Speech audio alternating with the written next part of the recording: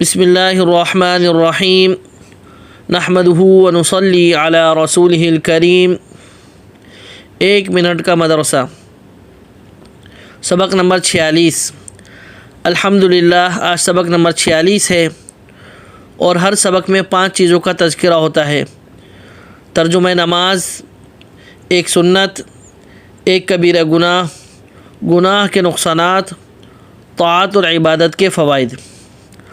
ترجمہ نماز ہمارا چل رہا تھا کہ نماز کا ترجمہ تو رکوع سے اٹھ کر جوڑتے ہیں سمیع اللہ لمن حمیدہ، وہاں تک ہم پہنچے تھے۔ آج کا ترجمہ نماز شروع ہے ربنا، یعنی ربنا ولک الحمد جو پڑھتے ہیں، تو ربنا کا ترجمہ ہوا کہ اے ہمارے پروردگار، ربنا کہ اے ہمارے پروردگار، اس کا ترجمہ ذہن میں رکھیں۔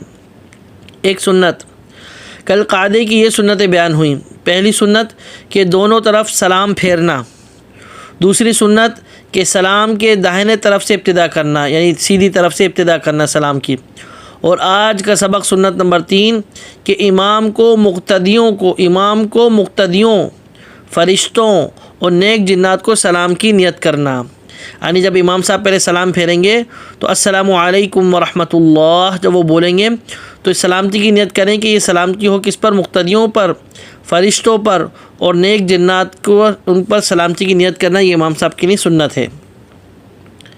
آگے کبیرہ گناہ، بڑے بڑے گناہ جن پر سخت عذاب کی وعید آئی ہیں، ان میں سے ایک بڑا گناہ ہے شراب کو لاد کر لانا، یعنی کسی کے لیے شراب لانا، شراب اٹھا کر بھی کسی کو دی تو وہ بھی گناہ کبیرہ ہے، حرام ہے۔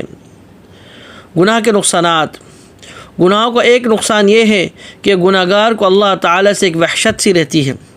جب کسی کو کسی سے وحشت ہوتی ہے، ظاہر ہے اس کے قریب نہیں جاتا، اس سے بھاگتا ہے، تو گناہ گار کو گناہ کا نقصان یہ ہوتا ہے کہ گناہ کرنے کی وجہ سے وہ اللہ سے دور رہتا ہے، اس کو وحشت سی رہتی ہے، اللہ کے قریب نہیں جاتا، جس کی وجہ سے اللہ کا قرب نصیب نہیں ہوتا۔ اللہ حفاظت فرمائے۔